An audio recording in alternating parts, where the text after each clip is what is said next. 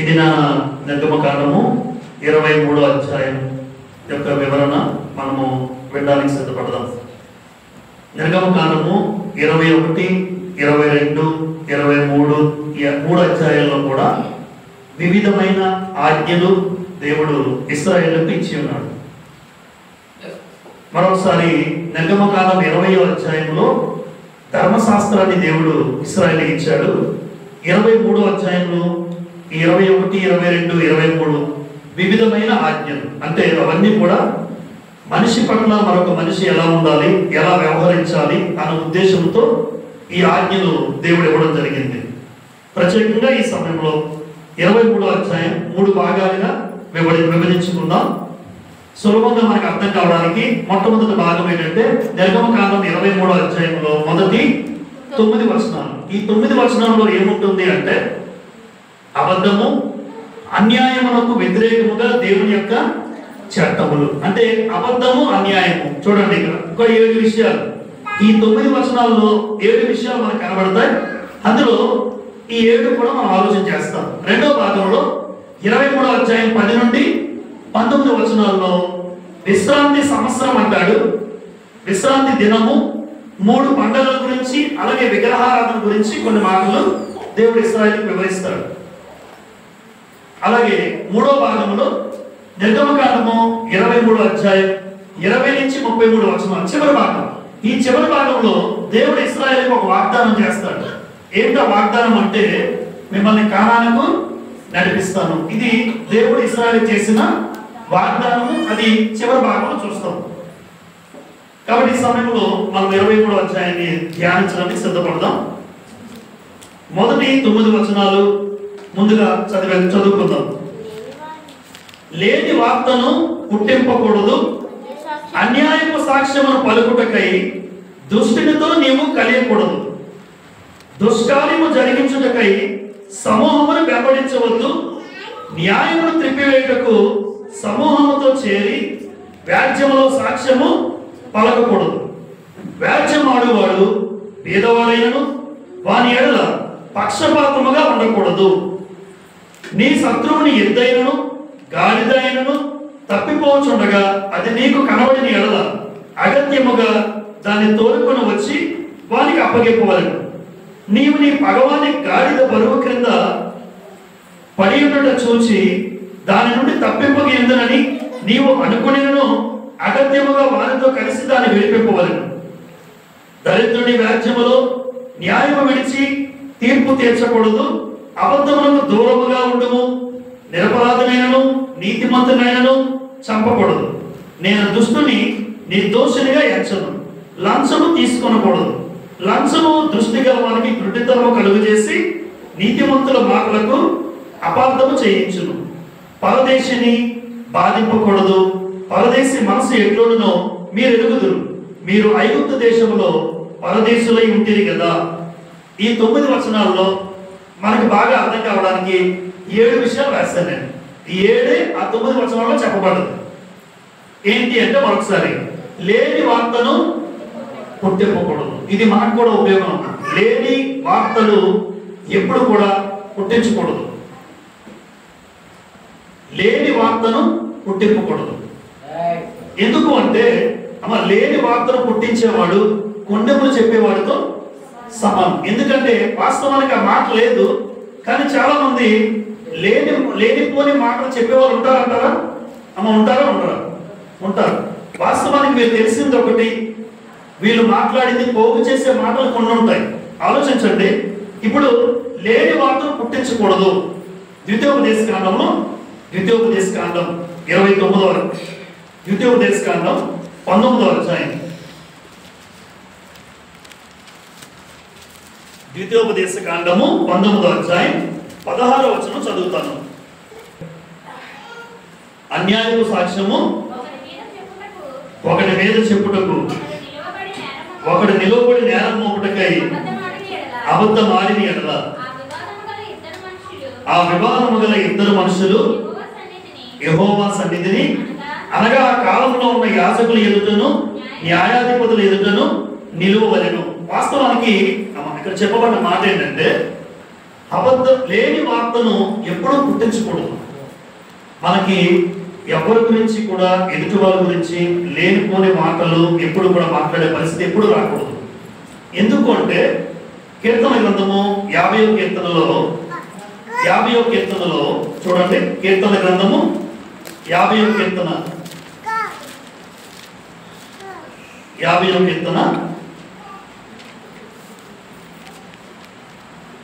18వ వచనము లేదా 19 చదువుతున్నాను.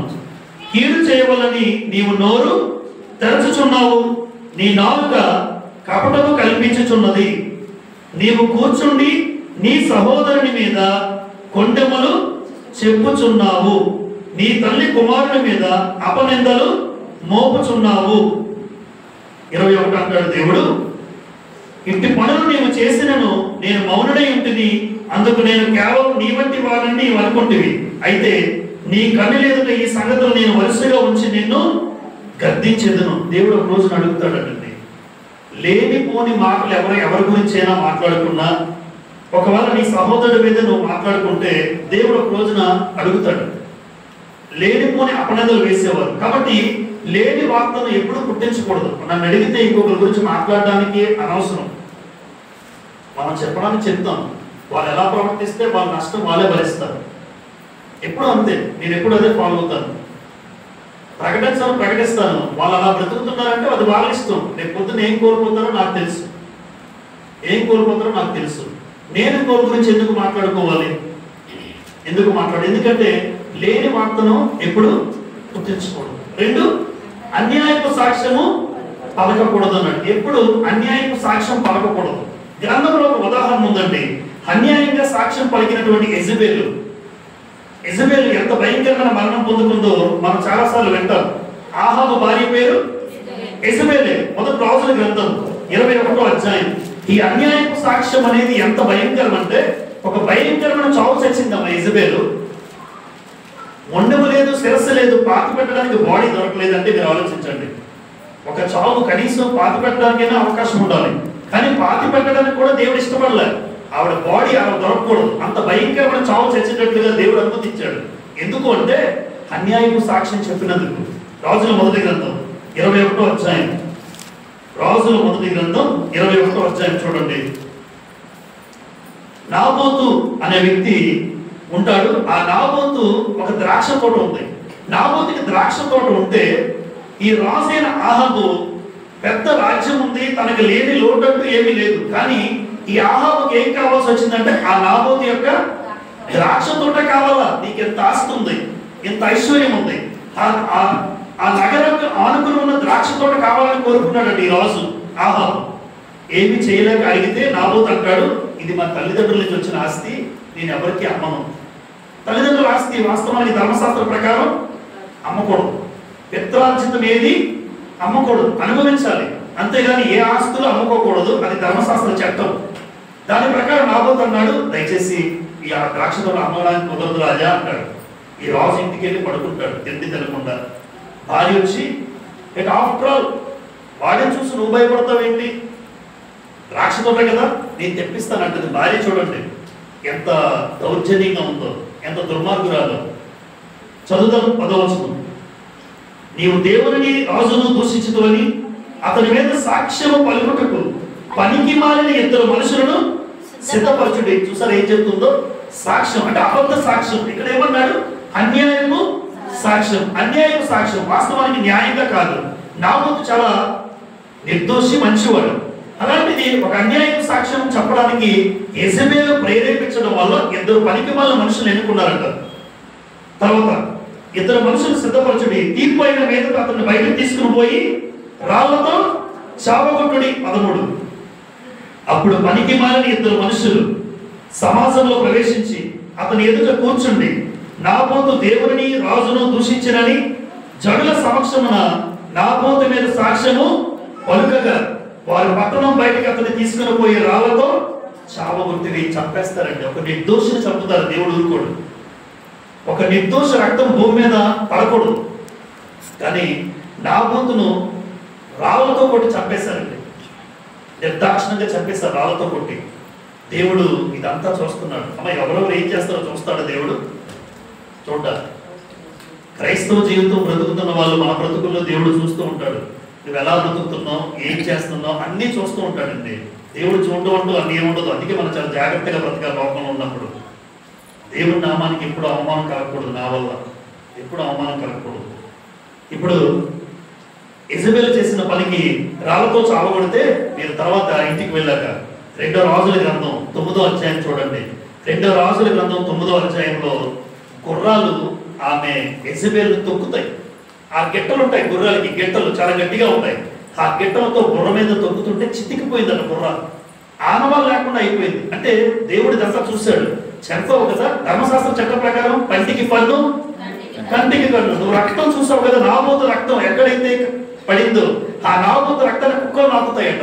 ఆ రోజున ఆ సమయంలో ఎక్కడ నాబోతు రక్తాన్ని కుక్కలు నాకాయో ఇజబెలు నీ రక్తాన్ని కూడా కుక్కలు నాకేటట్టుగా దేవుడు చేశాడు. ఇంకో విషయం ఏంటంటే ఇజబెల్కు బాడీ అయినా ఉంది, నీకు బాడీ కూడా లేదు. కనీసం మీ ఆయన ఆహాబు నిన్ను పాతి పెట్టడానికి బాడీ కూడా నీకు లేదు. కాళ్ళు ఒక దగ్గర, చేతులు ఒక దగ్గర, మొండెం ఒక దగ్గర, అసలు బుర్ర అయితే లేదు. చితక తొక్కారు, చితక తొక్కాయి గుర్రాలు. ఎంత భయంకరమైన చావు. ఎందుకు వచ్చింది చెప్పండి అమ్మ, ఎందుకు వచ్చింది? అన్యాయపు సాక్ష్యము పలకకూడదు. అన్యాయపు సాక్ష్యం పలకడానికి నువ్వు ఎవరిని ప్రేరేపించకూడదు. చేసిన ఇజబెలు పరిస్థితి ఏమైంది? ఈరోజు మనందరికీ ఒక పాఠం. ఎప్పుడు ఎవరి మీద కూడా అన్యాయంగా నేను సాక్ష్యము పలకూడదు. ఏ మాట కూడా అన్యాయంగా నేను మాట్లాడకూడదు. నెంబర్ 3, క్రైస్తవులుగా మనకి ఏముండకూడదు? ఎప్పుడు పక్షపాతం ఉండకూడదండి. మన తన అనే భేదం ఎప్పుడు ఉండకూడదు. మన తన అనే భేదం ఎప్పుడు క్రైస్తవులకు ఉండకూడదు, విశ్వాసాలకు ఉండకూడదు. ఎందుకు అంటే పక్షపాతం ఎవరికి లేదు? దేవుడికి లేదు. దేవునికి లేకపోతే దేవుడిని నమ్ముకున్న బిడ్డలకు ఉండొచ్చా? ఉండకూడదు. పక్షపాతం అనేది ఎప్పుడు ఉండకూడదు. చూడండి సామెతల గ్రంథం 24వ అధ్యాయం, సామెతల గ్రంథం 24వ అధ్యాయం 23వ వచనం. సామెతలు 24:23లో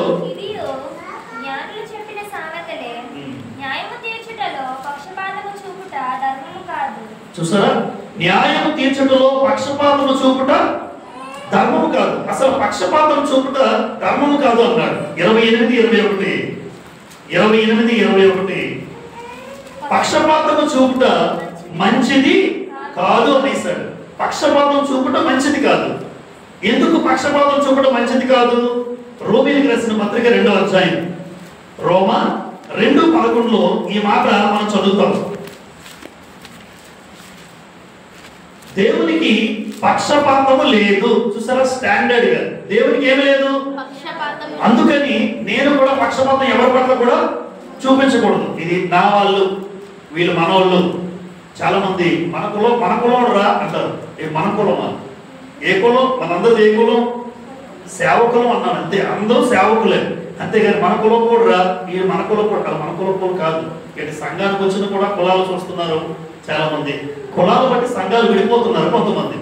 వీళ్ళకి ఏమర్థమైందంటే యేసుక్రీస్తు రక్తం చిందించింది కులాల కోసం అనుకున్నట్టున్నారు వీళ్ళు. వాక్యం తెలియక, వాక్యం అవగాహన లేక యేసు ప్రభు ప్రాణం పెట్టింది కులాల గురించా, మతాల గురించా? మనుషుల గురించి. మనుషులందరూ కూడా పాపము నిమిత్తము నన్ను నమ్ముకుంటే ఆ సన్నిధి, దేవుని సన్నిధికి చేరడానికి ఆయన ప్రాణం పెట్టాడు. విషయం తెలియక ఎక్కడ కూడా కులాల గురించి కొట్టుకుంటున్నారు. కానీ దేవుడు అంటున్నాడు నాకు పక్షపాతము లేదు, మీకు కూడా ఉండకూడదు. పక్షపాతం ఎప్పుడు ఉండకూడదు. నెంబర్ 4, శత్రువుని పగవాన్ని ఏం చేయాలి? శత్రువైన దేవుడు ప్రేమించమన్నాడు. ఏం చేయాలట? సహాయము. ఈ మాట నిర్గమకాండం ఒకసారి వెళ్దాం. నిర్గమకాండం 23వ అధ్యాయం 4వ వచనం చదువుతాను. నీ శత్రువు ఎద్దైనను గాడిదైనను తప్పిపోచుండగా అది నీకు కనబడింది కదా, అగత్యముగా దాన్ని తోలుకుని వచ్చి వానికి అప్పగించాలి. నీవు నీ పగవాని గాడిద బరువు కింద పడి ఉండడం చూచి, ఇక్కడ 2 సందర్భాలు అమ్మా. ఒకటేమో గాడిద అన్నాడు, రెండోది గాడిదే. ఇప్పుడు ఒక గాడిద ఉంది, కానీ గాడిద తప్పిపోయింది. ఆ తప్పిపోయి గాడిద ఏదో వీధిలో తిరుగుతూ ఉంటే నా కంట కనబడింది. కానీ ఆ గాడిద నా మిత్రుడిది కాదు, ఎవరిది? వాడికేమో వెతుక్కుంటూ ఉన్నాడు, నాకు కనబడింది. మనం ఏం చేస్తాం? చెప్పం. ఎందుకంటే వాడు నా శత్రువు కాబట్టి అది తిరుగుతున్నాడు, తిరగనే.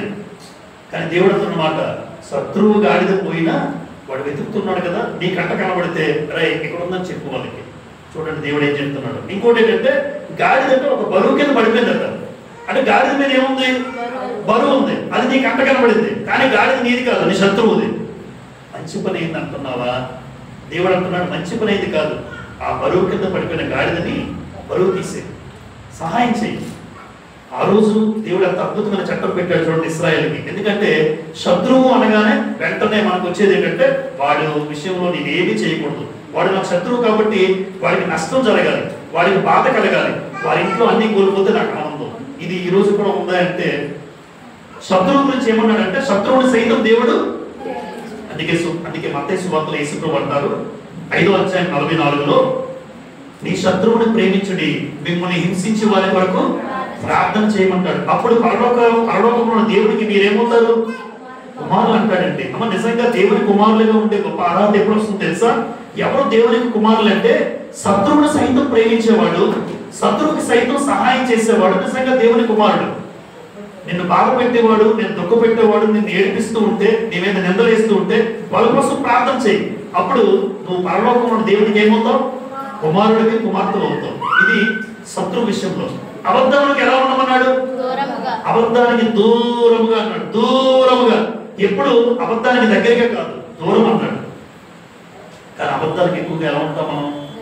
దగ్గరగా ఉంటాం. ఎందుకంటే చిన్న అబద్ధం ఆడితే చాలు, ఎక్కడికి వెళ్ళామంటే చెప్పరు.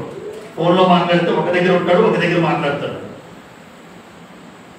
సామెతల గ్రంథం 30వ అధ్యాయం ఆగూరు పలికిన మాట మీ అందరికీ జ్ఞాపకం ఉందనుకుంటున్నాను. ఆగూరు తర్వాత చూడండి, సామెతల గ్రంథం 30వ అధ్యాయం 8-9 వచనాల్లో అబద్ధమును నాకు దూరముగా ఉంచుము అంటాడు. 2 మనవలు చేసుకుంటాడు ఆగూరు. గుర్తున్నాడమ్మా ఆగూరు? సామెతల 30వ అధ్యాయం ఆగూరు రాస్తే అందులో 2 మనవలు. అబద్ధాన్ని నాకు దూరముగా ఉంచు అంటాడు అందులో మొట్టమొదటిగా. అలాగే అబద్ధం విషయంలో ఈరోజు మనం ఎలా ఉంటున్నాం? ఎందుకు దూరంగా ఉండాలి అంటే అబద్ధం ఆడేవాడు అపవాది, అబద్ధం ఆడేవాడు అపవాదికి పుట్టినవాడు. ఈరోజు అబద్ధాలతో బ్రతుకుతున్నాం అంటే నువ్వు దేవునికి పుట్టినవాడువా అపవాదికి పుట్టినవాడువా అని ఎవరికి వాళ్ళు అర్థం చేసుకోవాలి. దేవుడు అంటున్న మాట, అబద్ధానికి నువ్వు ఎలా ఉండాలి? ఇప్పుడు దూరముగా ఉండడం మనకి శ్రేష్టం. లంచము ఏం కలుగు చేస్తుంది మనిషికి?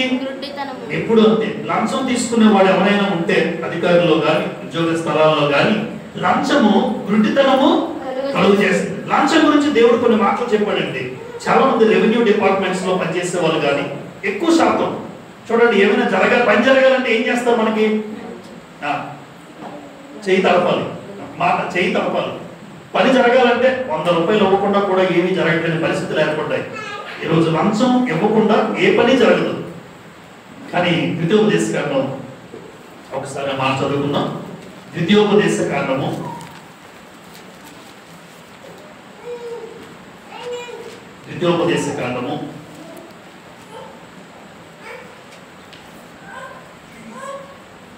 16వ అధ్యాయం 19వ వచనం చూడండి. 16-19. నీవు న్యాయం తప్పి తీర్పు తీర్చకూడదు, పక్షపాతము చేయకూడదు, లంచము పుచ్చుకొనకూడదు. ఏలైనగా లంచము జ్ఞానుల కన్నులకు గుడ్డితనము కలుగు చేయును, నీతిమంతుల మాటలకు అపార్థము పుట్టించును. అమ్మ లంచం ఇస్తే మాటలు తిరిగేసేస్తారా? లేని పూర్వం కూడా పుట్టిస్తారు. లంచం ఇస్తే చాలు. దేవుడు అన్నమాట, లంచము నీకు గుడ్డితనం కలుగు చేస్తుంది. ఇంకో మాట ఏంటంటే లంచం భయంకరమైన మాట. లంచం తీసుకున్నవాడు పరలోక రాజ్యము చేరుకోలేడు. మీకు చాలాసార్లు చెప్పాను. నాకు తెలిసిన ఎంఆర్ఓ ఉన్నారు. ఎంఆర్ఓ మండల రెవెన్యూ ఆఫీసర్, ఒక మండలానికి రెవెన్యూ ఆఫీసర్. కొద్దిపాటి పరిచయం ఉంది. ఆయన జీవితంలో ఎన్ని లంచాలు తీసుకుని ఎదిగిన వారు. ఎంత లంచం, ప్రతిదానికి లంచం. క్రైస్తవుడు, అందుకోసం నేను మాట్లాడుతున్నాను. కీర్తన గ్రంథం 15వ కీర్తన. లంచం తీసుకున్న పరిస్థితి ఏంటో దేవుడు చెప్పేశాడండి. చూడండి 15వ కీర్తన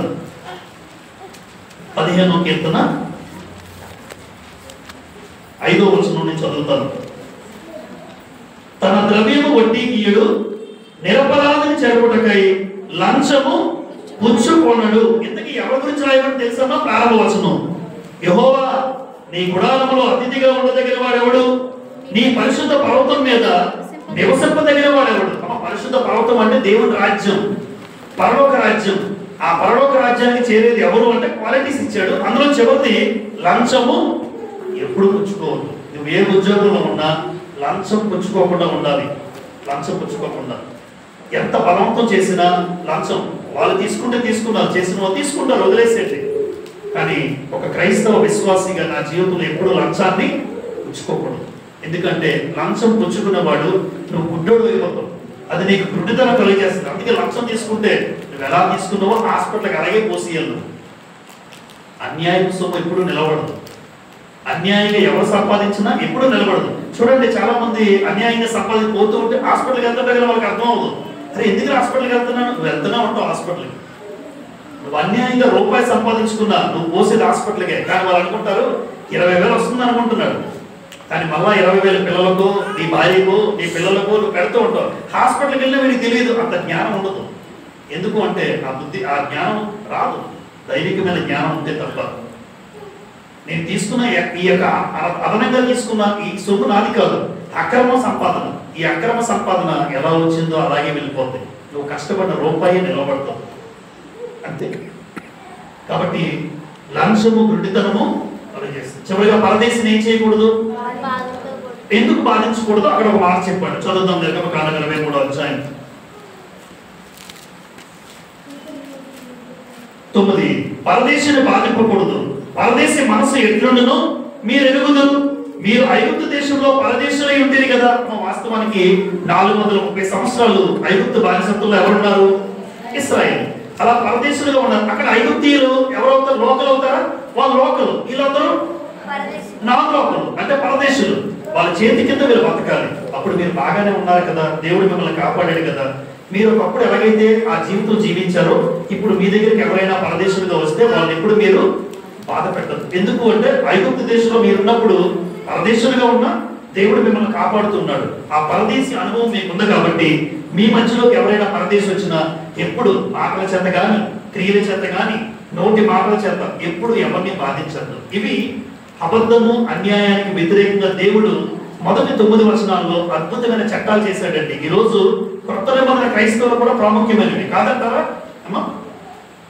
లేని వార్త ఎప్పుడు వద్దు, అన్యాయం సాక్ష్యం, పక్షపాతం ఉండకూడదు, భగవాన్ని కూడా ప్రేమించు, అబద్ధానికి దూరముగా ఉండు, లంచం ఎప్పుడు వద్దు, పరదేశం ఎప్పుడు బాధింపకూడదు. మన టీసీ ఇచ్చారని నా దగ్గరకు 100 రూపాయలు తీసుకొచ్చిందా ఆవిడ. వాళ్ళకి అలవాటు అంటారు. ముందున్న మాస్టర్ తీసుకున్నారు సార్ అంటున్నారు. వాళ్ళన్నీకి అమ్మా చదువుకుంది, తీసుకుని వెళ్తుంది, వాక్యం తెలుసు కనుక. లేదంటే నేను 100 రూపాయలు తీసి జోగులో పెట్టుకున్నాను. 100 వచ్చింది కదా నాకు. ఆఖరికి ఆ 100 రూపాయలు తీసుకోలేదని డ్రింక్ తెచ్చి ఇచ్చింది ఆవిడ. సార్ ప్రయాణంతో ఇస్తున్నారు. వాక్యం తెలియకపోతే నాకు అంత జ్ఞానం లేదు, నేను రూపాయి ఇస్తే ఆశించేవాడిని. కానీ వాక్యం తెలిసిన తర్వాత కూడా అలా చేస్తున్నానంటే ఇంకా అర్థమే ఉంది దేవుని యొక్క చట్టానికి, దేవుని న్యాయానికి. ఇది మొట్టమొదటి 9 వచనాలు. 23వ అధ్యాయం 10 నుండి 19 వచనాలలో 4 విషయాలు ఇందులో ప్రాముఖ్యంగా అర్థం కావడానికి. విశ్రాంతి, సంవత్సరము, విశ్రాంతి దినము, 3 పండుగలు, విగ్రహారాధన గురించి కొన్ని మాటలు మాట్లాడారు. అంటే మీకు చాలా వచనాలు ఉన్నాయి కాబట్టి బ్రీఫ్ గా ఈ ఒక అధ్యాయం మనకు అర్థం కావడానికి ప్రయత్నం చేస్తున్నాను. ఇప్పుడు మొట్టమొదటి ఏం మాట్లాడాడు చెప్పండి అమ్మా? విశ్రాంతి. చదువుదాం ఒక మాట. విశ్రాంతి సంవత్సరం గురించి 23వ అధ్యాయం ప్రారంభ వచనంలో 10, 11.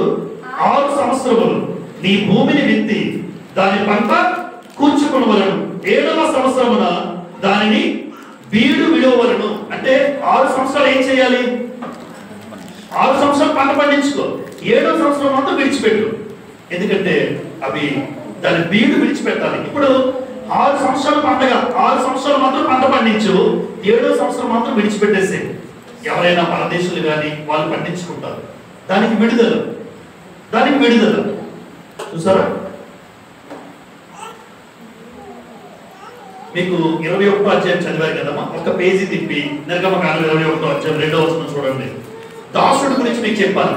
21వ అధ్యాయంలో నీవు హెబ్రీయుడైన దాసుని కొని ఎడల వాడు 6 సంవత్సరములు దాసుడై ఉండి 7వ సంవత్సరంలో ఏమీ ఇయ్యకే నిన్ను విడిచి ఏమవుతాడు? గుర్తుందమ్మా? 21వ అధ్యాయంలో. అంటే పనికి నీవు దాసుడిగా కొనుక్కున్నావు, వాడు అమ్మబడ్డాడు. నీ దగ్గర 7 సంవత్సరాలకి కొనుక్కున్నావు అంటావు. కానీ దేవుడి చట్టం ప్రకారం 6 సంవత్సరాలు నీ దగ్గర కొలువు చేస్తాడు, నీకు దాసుడిగా ఉంటాడు. కానీ 7వ సంవత్సరమున ఏమీ ఇవ్వకుండా ఆయన ఏమవుతాడు అంటే 7వ సంవత్సరం ఫ్రీ అవుతాడు. అది విశ్రాంతి సంవత్సరం అన్నమాట. అంటే పంట విషయంలోని 6 సంవత్సరాలు పండించుకో, 7వ సంవత్సరం పంట ఆ పొలాన్ని విడిచిపెట్టు. నీ దగ్గర దాసుడిగా వచ్చిన వాడు కూడా 6 సంవత్సరాలు కొలువు చేస్తాడు. 7వ సంవత్సరం ఏమవుతాడు, వాడు విడుదల పొందుతాడు. తర్వాత లేవీకాండము ఒక మాట చదువుదాం. లేవీకాండము 25వ అధ్యాయం ఒకసారి చూడండి. లేవీకాండము 25వ అధ్యాయం 4వ వచనం చదువుతున్నాను. 7వ సంవత్సరము భూమికి మహావిశ్రాంతి కాలం అనగా యెహోవా పేరట విశ్రాంతి సంవత్సరముగా ఉండవలెను. అంటే అది మహావిశ్రాంతి కాలం. అంటే ఎవరు కూడా ఏ పని చేయకూడదు. ఒకవేళ పంట చేసేవాడు ఆ 7వ సంవత్సరం విడిచిపెట్టేయాలి. 6 సంవత్సరాలు పంట పండించుకోవాలి. అది దేవుని పేరట విశ్రాంతి సంవత్సరంగా ఉండాలి. అది విశ్రాంతి దినం అన్నాడు.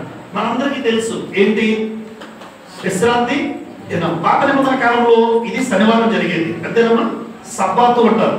ఇది శనివారం. విశ్రాంతి దినం గురించి దేవుడు 6 రోజులు కష్టపడి సృష్టిని చేసి 7వ రోజున ఏమన్నారు, విశ్రాంతి, అది విశ్రమించాలి అంటారు. ఎందుకు అంటే 7వ దినము విశ్రాంతి దినము, అది దేవుని దినం, అది దేవునిది. ఆ విశ్రాంతి దినములో ఎవ్వరు కూడా ఏ పని చేయకూడదు. దేవుని ఆరాధించడం తప్ప, దేవునికి ప్రార్థించడం తప్ప ఏ పని చేయకూడదు. సంఖ్యాకాండం మీకు గుర్తుందా? సంఖ్యాకాండం 15వ అధ్యాయం తర్వాత చూడండి. ఈ 15వ అధ్యాయంలో ఒకడు విశ్రాంతి దినం కట్టెలేరుతూ ఉంటాడు. కట్టెలేరుతూ ఉంటే విశ్రాంతి దినం ఏ పని చేయకూడదు. అలా కట్టెలేరుతున్న వాడిని మోసే ధర్మశాస్త్రం ప్రకారం రాళ్లతో కొట్టి చంపేస్తారు కూడా. అంటే అంత ప్రాముఖ్యమా అంటే అంత ప్రాముఖ్యంగా దేవుడు తీసుకున్నాడండి.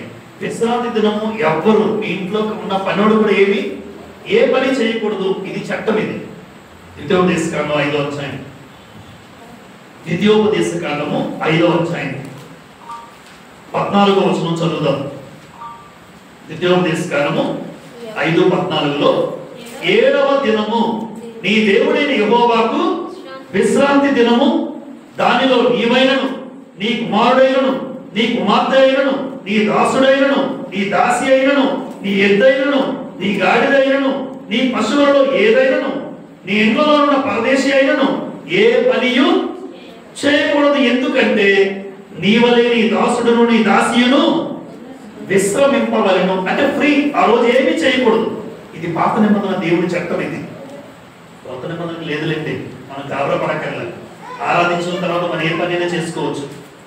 ఆరాధనకు వచ్చిన తర్వాత ఆదివారం మధ్యాహ్నం నుంచి నువ్వు ఏదైనా చేసుకో. నీ వ్యాపారమా, నీ ఉద్యోగమా, ఏ పనైనా. కానీ పాత నిబంధనలు అలా కాదు. ఆ రోజంతా విశ్రాంతి దినము అనుసరించాలి. అందుకే ఆజ్ఞ ఇచ్చాడు దేవుడు.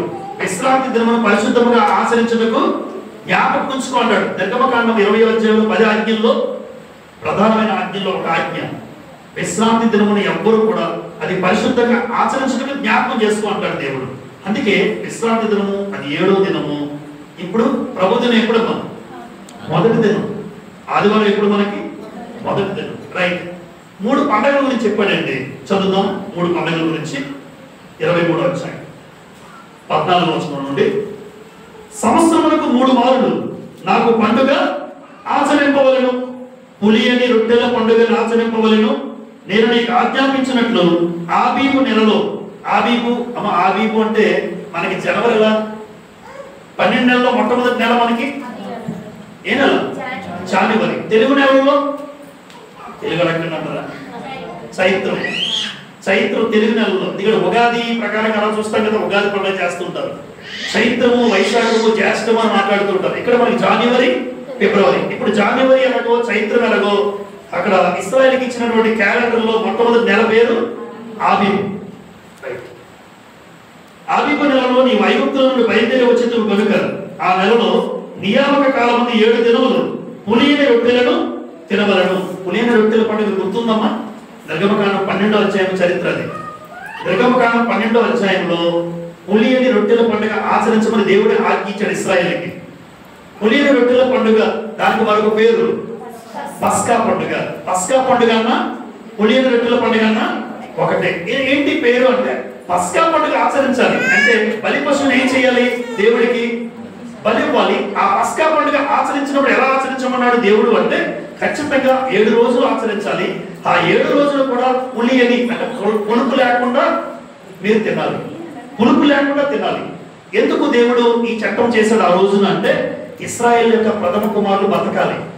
ఇశ్రాయేల్ జీవితంలో ఇంటి పెద్ద కొడుకులు లేదా జంతువుల్లో తొలిచూలు ఏది కూడా చచ్చిపోకూడదంటే పస్కా పండుగ ఏదైతే పశువును వధించారో దాని యొక్క రక్తం ద్వారబంధాలకు చెప్పారు కదా, ద్వారబంధాలు నిలువు కొమ్మలకు అడ్డు కొమ్మలకు ఆ రక్తం పూయాలి. దూత వస్తాడు, ఏ రక్తం అయితే ఉందో ఆ ఇంటి గడప వదిలిపెడతాడు దేవుడు, దూత వదిలిపెడతాడు. అది పస్కా పండుగ నియమాలు. ఇప్పుడు మొట్టమొదటి పండుగ పస్కా పండుగ లేదా పులియని రొట్టెల పండుగ. ఎన్ని రోజులు? 7 రోజులు. 7 రోజులు కూడా ఏ రొట్టెలు తినాలి? పులియని రొట్టెలే. ఎహెజ్కేలు గ్రంథంలో కూడా ఈ మాట చదువుతాం చూడండి. ఎహెజ్కేలు గ్రంథం 45వ అధ్యాయం. ఎహెజ్కేలు గ్రంథం 45వ అధ్యాయం. అంటే అక్కడ ఎహెజ్కేలు కాలంలో ఉన్నటువంటి ఇశ్రాయేలు సైతము అక్కడ కూడా చేస్తున్న ఆచరించేటప్పుడు 45 ఎహెజ్కేలు గ్రంథం 21 చూడండి. మొదటి నెల 14వ దినమున పస్కా పండుగ ఆచరింపవలను. అమ్మ మొదటి నెల అంటే ఏ నెల? మళ్ళా అబీబు నెల. ఆ అబీబు నెల 14వ రోజున ఏ పండుగ ఆచరించాలి? పస్కా పండుగ. 7 దినములు దానిని ఆచరింపవలను. అందులో పులియని ఆహారము. చూసారా, ఎహెజ్కేలు కూడా జ్ఞాపకం చేస్తున్నాడు. ఎందుకంటే ఎప్పుడు ఎక్కడున్నా మా ఎహెజ్కేలు అయినా దానియేలు అయినా ఎవరైనా దేవుడిచ్చిన ధర్మశాస్త్రం కింద ఉన్నవాళ్ళు ధర్మశాస్త్రంలో దేవుడు ఏం చెప్పాడో ఆ పస్కా పండుగ ప్రతి సంవత్సరం ఏం చేయాలి? ఆచరించవలసిందే. ఇశ్రాయేలు అందరూ ఆచరించవలసిందే, ఖచ్చితంగా పాటించాలి. అది కూడా మొదటి నెల 14వ రోజు. ఎంతగా స్టాండర్డ్ గా దేవుడు ఇచ్చాడు చూడండి. రైట్. ఇప్పుడు పస్కా పండుగ పులియని రొట్టెల పండుగ చదువుకున్నాం. వాస్తవానికి కొత్త నిబంధనలో కూడా ఈ పండుగ ఉందమ్మా? ఉందా? ఉంది. కొరింథీయులకు రాసిన మొదటి పత్రిక 5వ అధ్యాయం. అయితే పాత నిబంధన పస్కా కాదు. ఈ రోజు పస్కా పశువు ఎవరు? ప్రభు అయిన యేసుక్రీస్తే. ఆ రోజు పశువును వధించారు పాత నిబంధన కాలంలో. కానీ ఇప్పుడు మనందరి కోసం ఒక ఆయన వధించబడ్డాడు, వధింపబడిన దేవుని గొర్రె పిల్ల. చదువుదాం. మొదటి కొరింథీ 5వ అధ్యాయం. కొరింథీయులకు రాసిన మొదటి పత్రిక 5వ అధ్యాయం 7, 8 చదువుదాం. మీరు పులిపిండి లేని వారు కనుక క్రొత్త ముద్ద ఉండకై ఆ పాతదైన పులిపిండిని తీసి పారవేయండి. ఇంతే కాక అండర్లైన్ చేయండి, క్రీస్తు అను మన పస్కా పశువు అని రాశారు. క్రీస్తు అను మన పస్కా పశువు వధింపబడెను కనుక పాతదైన పులిపిండితో నైనను దుర్మార్గతయు మయమన్నాడు. దుష్టత్వమును పులిపిండితో నైనను కాకుండా నిష్కాపట్యమును సత్యమును పులియని రొట్టెతో పండుగ ఆచరించాలి. కొత్త నిబంధనలు ఇచ్చిన ఏకైక పండుగ ఏ పండుగ? ప్రభురాత్రి భోజనం. క్రొత్త నిబంధనలు ఆచరించవలసిన ప్రతి క్రైస్తవుడు చేయాల్సిన పండుగ ఉంది. క్రిస్మస్ కాదు, గుడ్ ఫ్రైడే కాదు, ఇంకేమన్నా ఈస్టర్, ఆ పండుగలను చెప్పలే. ఒకే ఒక పండుగ కొత్త నిబంధనలో దేవుడు చెప్పిన పండుగ, అది ప్రభురాత్రి భోజనం. అది ప్రభు మనందరి కోసం పస్కా, ఆయన ఒక పశువుగా వధించబడ్డాడు. ఆయన చిందించిన రక్తము ద్వారా ఒక పండుగ ఆచరించమన్నాడు. ఆ పండుగ పులిపిండి. పులిపిండి దేంతో పోల్చాడు చూడండి? దుర్మార్గత. ఇది పాతది. మీలో ఒకవేళ ఉంటే అని చెప్తున్నాడు మా అందరితో, నీలో ఒకప్పుడు దుర్మార్గత ఉందా? నాలో ఉంది. ఒకప్పుడు నీలో చెడుతనం ఉందా? నాలో ఉంది. అయితే పాతదైన పులిపిండితో కాదు నువ్వు ఆచరించాల్సింది. ఇవి విడిచిపెట్టి పులియని రొట్టె. ఇప్పుడు ఏ పండుగ? పస్కా పండుగ అంటే ఏ రొట్టె? పొలవకూడదు. అప్పుడు పులియని రొట్టె అంటే మళ్ళా రొట్టె చెప్పాడు. ఏంటది? నిష్కపటము సత్యం. సత్యం అంటే ఆయన వాక్యమే. అంటే ఇప్పుడు కొత్త నిబంధన ప్రకారం ఒక క్రైస్తవుడు పస్కా పండుగ ఎలా ఆచరించాలంటే నువ్వు ఆచరించేది వాక్యానుసారంగా ఉండాలి, కపటము లేకుండా ఉండాలి. నీలో కపటము వేషధారణ లేకుండా వాక్యానుసారంగా ఈ పండుగ అందులో చెయ్యాలి.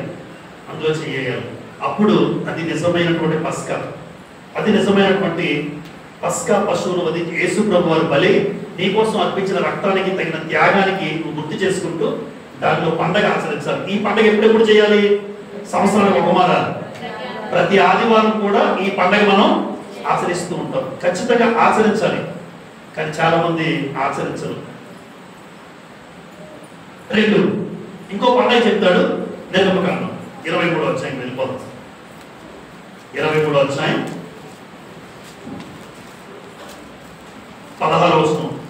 నీవు పొలములో విత్తిన నీ వ్యవసాయముల తొలి పంట యొక్క కోత పండుగ, పొలములో నుండి నీ వ్యవసాయ ఫలములు నేను కూర్చుకున్న తర్వాత సంవత్సరాంతమందు ఫల సంగ్రహపు పండుగను ఆచరింపవలను. 17 సంవత్సరమునకు 3 మార్లు పురుషులందరూ ప్రభువైన యెహోవా సన్నిధిని కనబడవలెను. ఎన్ని మార్లు?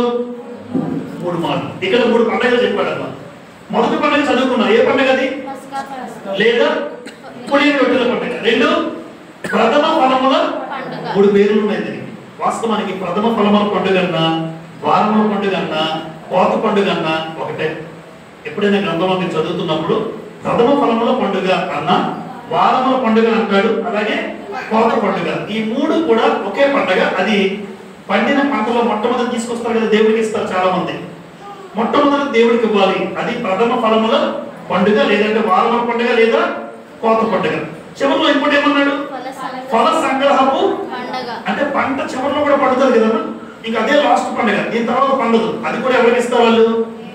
అంటే తొలి పంట దేవునిదే, ఇంక దీంతో లాస్ట్ ఇది చిట్ట చివరి పంట. ఇది కూడా ఎవరికి సమర్పిస్తారు? దేవుడికి. నిర్గమకాండం 34వ అధ్యాయం. నిర్గమకాండం 34వ అధ్యాయం. ఈ మాట 2 పండుగల గురించి ఒకేసారి రాయబట్టుగా చూడండి. ఇక్కడ 34:22 చూడండి అందరూ. మరియు నీవు గోధుమల కోతలో ప్రథమ ఫలముల పండుగను అనగా, ఏ పండుగ అన్నాడు చూడండి అమ్మ, ప్రథమ ఫలముల పండుగను అనగా వారముల పండుగను, సంవత్సరాంతమందు పంట కూర్చు పండుగను ఆచరింపవలెను. చూసారా ఎంత బాగా రాశాడు. అది ఏ పండుగ ఆచరించాలి? ప్రథమ ఫలముల పండుగ, ఫల సంగ్రహపు అంటే కోతకాల చివరి పండుగ కూడా. ఈ 2 కూడా దేవునికి ఇవ్వాలండి. తొలిది దేవునికి, ఇక చిట్ట చివరిది దాంతో ఇక పంట అయిపోతుంది. ఆ పంట కూడా ఆచరించాలి, అది దేవునికి సమర్పించాలి. ఆలోచించండి. ఇవి 3 పండుగలు. ఇవి మాట్లాడుతూ విగ్రహారాధన గురించి ఒక విషయం మాట్లాడతారు మధ్యలో. నేను దాటి వచ్చాను, ఆ వచనం ఇప్పుడు చదువుతాం. 23వ అధ్యాయం అందరూ 13వ వచనం చూడండి. 13, 23, 13. నేను మీతో చెప్పిన వాటినన్నింటినీ జాగ్రత్తగా కైకొనవలెను. వేరొక దేవుని పేరు ఉచ్చరింపకూడదు, అది నీ నోట నుండి. ఎంత కఠినమైన ఆజ్ఞ అండి. వేరొక దేవుడి పేరు రాకూడదు, అది నీ నోట నుంచి రాకూడదు అన్నాడు. అంత కఠినంగా ఉన్నాడు దేవుడు. అంటే కఠినంగా ఎందుకు ఉన్నాడు అంటే, అది దేవుడు తన్ను తప్ప ఇంకెవరు కూడా, ఏ దేవుడు లేడు, అది వాస్తవం కాదు అన్న ఉద్దేశంతో కఠినంగా దేవుడు మాట్లాడతాడు. నేను తప్ప వేరొక దేవుడు నీకు ఆల్రెడీ చెప్పాడు. నేను తప్ప వేరొక దేవుడు నీకు ఉండకూడదు. పైన ఆకాశం అంతే కానీ, కింద భూమి అంతే కానీ, భూమి కింద నేల అంతే కానీ ఏ రూపమును చేసుకోకూడదు, సాగిలపడకూడదు, వాటికి పూజింపకూడదు. అందుకే అన్నాడు. కానీ ఎందుకు ఇంత కఠినంగా చెప్పిన ఒకనొక సమయంలో అహరోను గారు ఒకసారి 32వ అధ్యాయం నిర్గమకాండం 32వ అధ్యాయం ఆయన చేసిన పని ఏంటో చదువుతాం. మనకి జ్ఞాపకమే. 32వ అధ్యాయం 2వ వచనం. అందుకు అహరోను మీ భార్యలకు, మీ కుమారులకు, మీ కుమార్తెలకు చెవులనున్న బంగారపు పోగులు తీసి నా యొద్దకు తెంగని వారితో చెప్పగా. ఏంటి అహరోను అంతటి వ్యక్తి ఇలా చేస్తే మోషేకి స్వయంగా ఏమవుతాడు? అహరోను గారు అన్న. ఇప్పుడు మోషే అన్నయ్యే విగ్రహాలను చేయకూడదని తెలియదా? తెలుసు. ఆల్రెడీ దేవుడు ఆజ్ఞించాడు 20వ అధ్యాయంలో, ఏ దేవత కూడా నువ్వు నమస్కరించకూడదు, పూజింపకూడదు అన్నాడు. కానీ అమ్మా నీ దగ్గర నీ చెవి పోగు తీసిరంటే, అమ్మా నేను తీసుకురా. చెవి పోగు తీసుకొస్తే దాంతో ఒక దూడ చేశాడట. ఆ దూడ చేసి ఈ దూడే యెహోవా అంటాడు. ఎంత దారుణం చూడండి. ఈ దూడ యెహోవా, ఏ రూపమును చేసుకోకూడదు అన్నాడు. ఏ రూపము చేయకూడదు అంటే అహరోను వ్యతిరేకంగా ఒక రూపాన్ని చేసేసాడు. ఒక దూడ, ఒక బంగారు దూడ చేసి, అమ్మ ఐగుప్తు నుంచి నడిపించిందే ఇగో ఈ దూడే యెహోవా. దేవుడికి పక్కలేనంత కోపం వచ్చింది. వెంటనే అక్కడికక్కడ ఇశ్రాయేలు అందరూ కూడా చంపేద్దాం అనుకుంటాడు. 32వ అధ్యాయం తర్వాత చూడండి. చంపేద్దాం దేవుడు అనుకుంటే మధ్యలో ఒక ఆయన వచ్చి అడ్డుపడ్డాడు.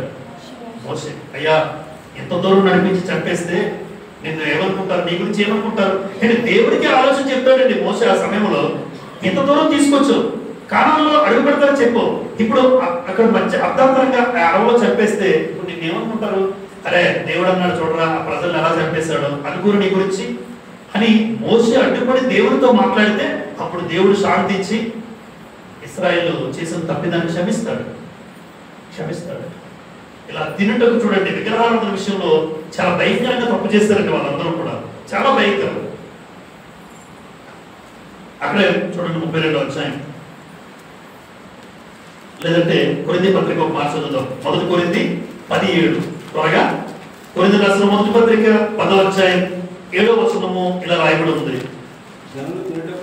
చూసారా, జనులు తినటకును త్రాగుటకును కూర్చుండి. అబ్బా ఇదే విగ్రహారాధన అంటాను నేను ఎప్పుడు. ఎక్కడైనా మీకు తిన్నట్టు ఆటకు లేస్తుంటారు, డ్యాన్స్ లేస్తుంటారు, దాన్ని ఏమనుకుంటారు తెలుసా? విగ్రహారాధన. బొమ్మలు పెడతారు, ఆ బొమ్మలో డ్యాన్స్ లేస్తుంటారు. జనులు తినడానికి త్రాగడానికి కూర్చుండి ఆడుటకు ఏమయ్యారట? చదువునా అని వ్రాయబడినట్టు వారిలో కొందరు వలె మీరు విగ్రహారాధకులై. అంటే తిని త్రాగి డ్యాన్స్లు వేసేవాడు ఎవరు అంటే విగ్రహారాధకుడు. తిని త్రాగి డ్యాన్స్లు వేసేవాడు విగ్రహాల ముందు. వారి వలె మీరు విగ్రహారాధకులై ఉండకూడదు అన్నాడు, కానీ ఉన్నారు. ఇది ఆ రోజున్న పరిస్థితి. ఇది 2వ భాగం.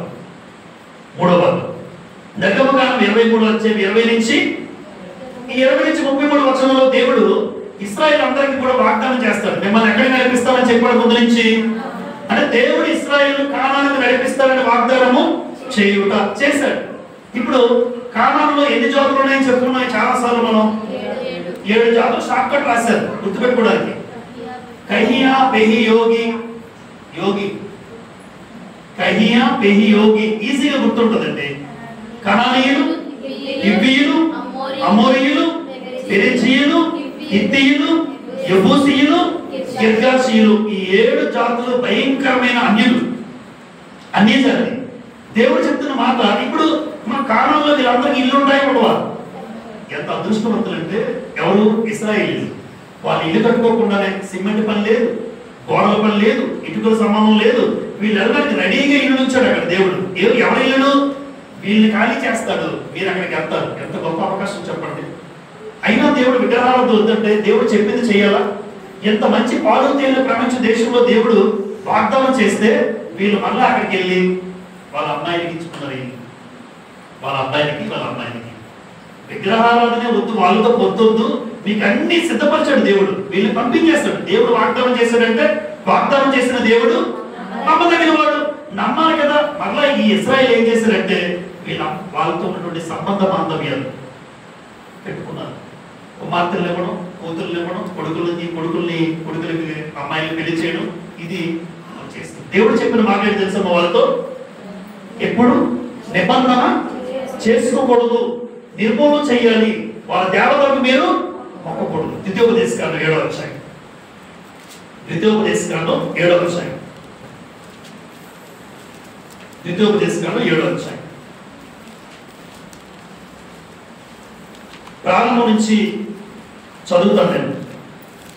నీవు స్వాధీనపరచుకోబో దేశంలోనికి నీ దేవుడిని యెహోవా నిన్ను చేర్చి బహు జనములను అనగా సంఖ్యకును బలమునకును నిన్ను మించిన హిత్తీయులు, గిర్గాషీయులు,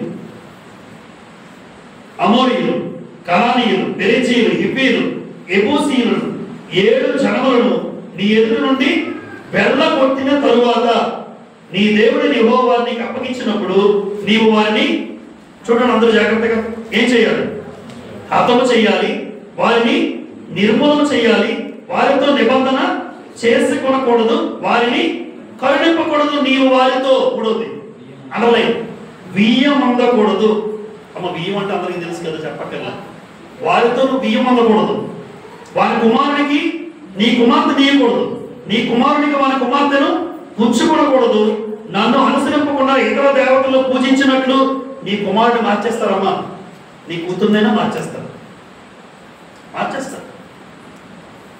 అందును బట్టి 4వ వచనం, యెహోవా కోపాగ్ని నీ మీద రగులుకొని ఆయన నిన్ను త్వరగా నశింపజేయును.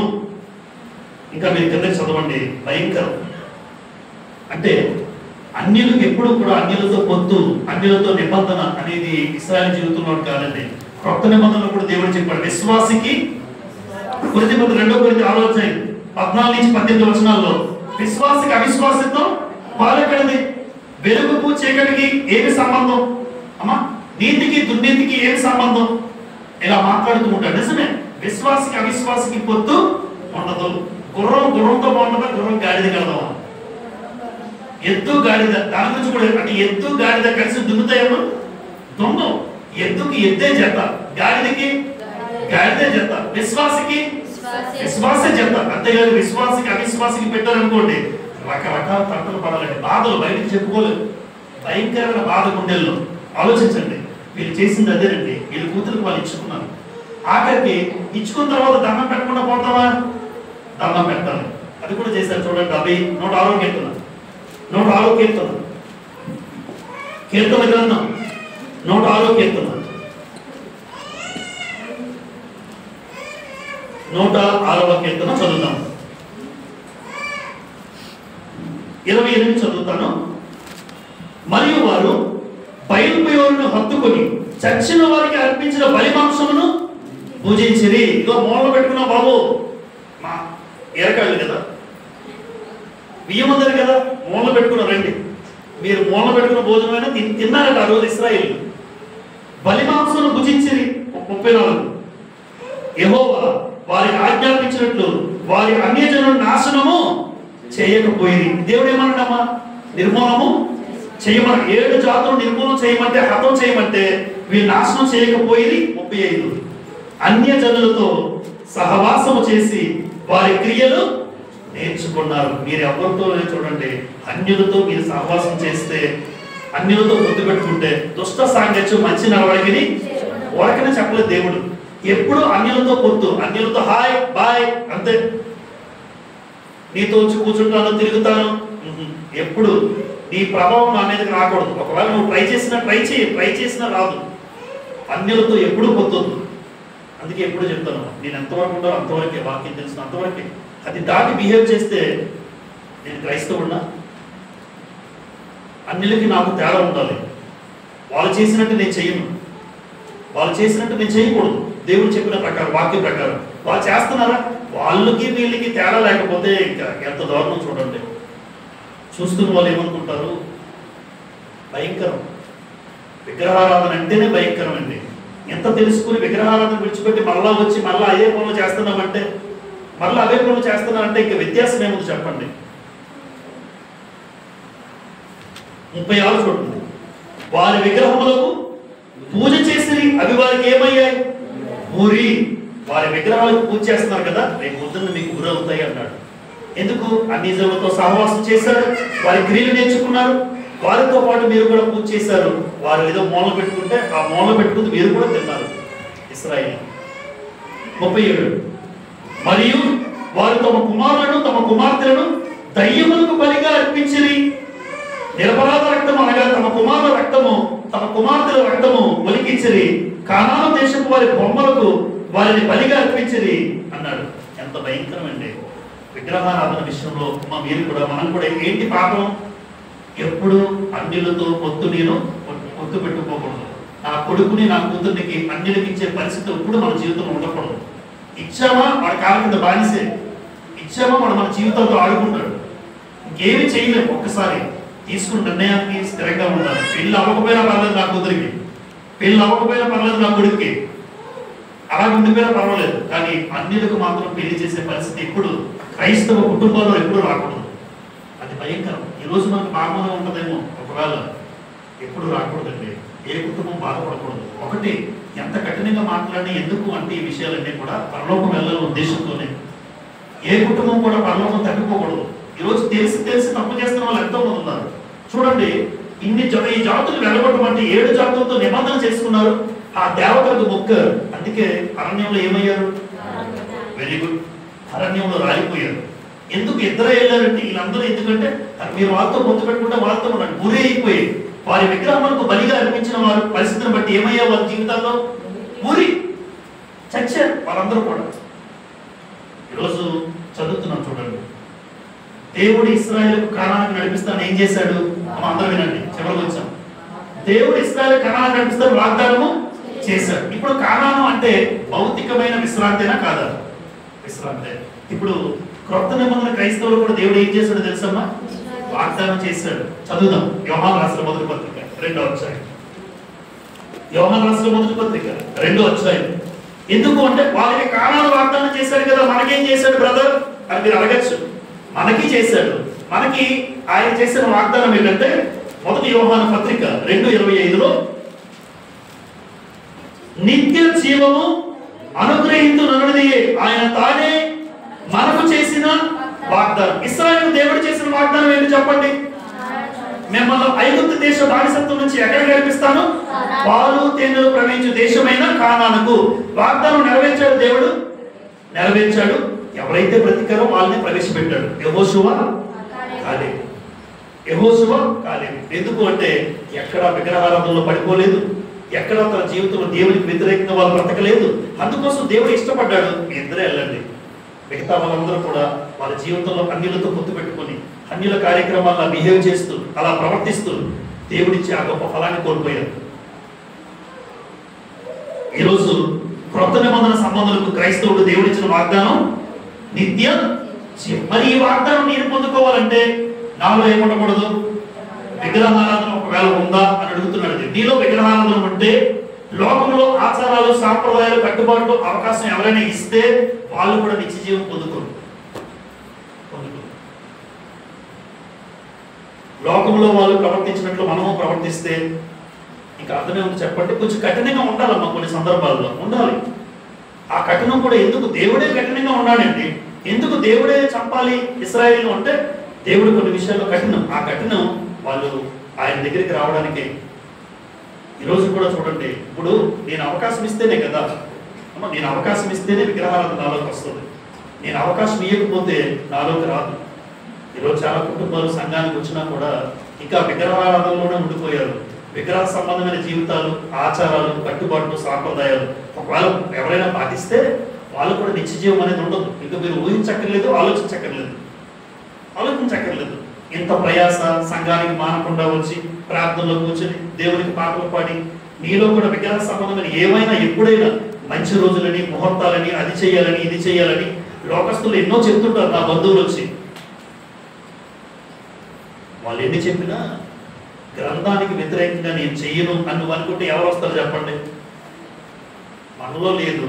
వాళ్ళు వస్తారు, వాళ్ళు ఆడినట్టు నువ్వు ఆడుతావు. వాళ్ళు గంతులు వేస్తే నువ్వు గంతులు వేస్తావు. వేయండి ఇద్దరు కలిసి గంతులు, వేయండి. ఇద్దరు గంతులు వేస్తే మీరు ఎక్కడికి తీసుకెళ్తాడు దేవుడు?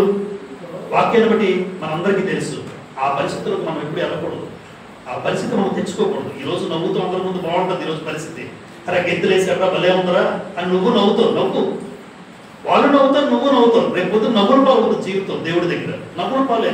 ఇంత వాక్యం తెలిసినా కూడా మన జీవితాల్లో ఎవరో కూడా మారకపోతే, మనుషులుగా వాళ్ళ ఇష్టానుసారంగా ప్రవర్తిస్తూ ఉంటే దేవుడు భయంకరమైన శిక్ష పడుతుందండి. భయంకరమైన శిక్ష ఎప్పుడు మన జీవితంలో ఎవరు అసహించుకున్నా. ఎందుకు అంటే ఒక మాట చదివి ముగిస్తాం. లూకాసు వార్తలో చూడండి, ఒక మంచి మాట. లూకాసు వార్త 16వ అధ్యాయం. లూకాసు వార్త 16వ అధ్యాయం.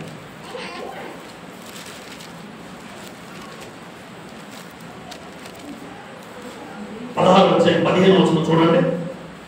ఆయన మీరు మనుషుల ఎదుట నీతిమంతులను అనిపించుకునేవారు కానీ దేవుడు మీ హృదయములను ఎరుగును. తర్వాత మనుషులలో ఘనంగా ఎంచబడినది చెప్పండి గట్టిగా, దేవుని దృష్టికి అసహ్యం. ఇప్పుడు మనుషుల్లో ఘనంగా డాన్స్ వేస్తే భలే ఉంటుంది. డాన్స్ వేస్తే సూపర్. అంటే మనుషుల్లో ఘనంగా ఉంటుందా? ఎస్, ఘనంగా ఉంటుంది. కానీ దేవుడికి అసహ్యం. మనుషుల్లో ఘనంగా ఉంటుందండి, కానీ దేవుడు దృష్టిలో చూసాను కూడా దాన్ని చి అంటాడు ఆయన. చి, మీరు క్రైస్తవులు, విగ్రహ సంబంధంగా మీకన్నా బెటర్ అంటాడు దేవుడు. అంటే బ్రతుకులు ఇప్పుడు మనం బ్రతకూడదండి. నిర్గమకాండ 23వ అధ్యాయం చెప్తున్న వివరణ అదే. వాళ్ళని ఎంత ప్రేమించి దేవుడు కానాన్లో పెడదామని దేవుడు ఆశపడ్డాడు. కానాన్ని నడిపించి మీరు సంతోషంగా ఉండండి అని దేవుడు అంటే, వాళ్ళు చేసింది ఏంటంటే ఎవరితో వద్దన్నాడు? వాళ్ళతోనే పొత్తు, వాళ్ళతోనే స్నేహం, వాళ్ళ విగ్రహాలకు మొక్కారు. ఈ పరిస్థితి ఎవరికి క్రైస్తవులు రాకూడదు. ఎందుకంటే నాకు కూడా దేవుడు వాగ్దానం చేశాడు. ఏంటిస్తారని? ఆ నిత్య జీవం పొందుకోవాలంటే విగ్రహ సంబంధమైనది ఏది కూడా ఎప్పుడు నా జీవితంలోకి, నా కుటుంబాలకు కూడా రాకూడదు. అది మీరు నిర్గమకాండ ఇంటికి వెళ్ళి 23వ అధ్యాయం 19 నుండి 20 నుండి 33 వచనం చివరి భాగం, చివరికి 32 చదివేద్దాం ఒకసారి చూడండి. నీవు వారితోనైనను వారి దేవతలతోనైనను నిబంధన చేసుకునవద్దు. నీవు వారి దేవతలు సేవించిన ఎడల అది నీకు ఉరియగును కనుక వారు నీ చేత నాకు విరోధంగా పాపము చేయకపోకున్నట్లు వారు నీ దేశంలో నివసింపకూడదు. వాళ్ళు వస్తారు, మిమ్మల్ని ప్రేరేపిస్తారు, మీరు కూడా పాపంలో వాళ్ళు పాపం చేస్తున్నారు, నిన్ను కూడా పాపంలో నడిపిస్తారు.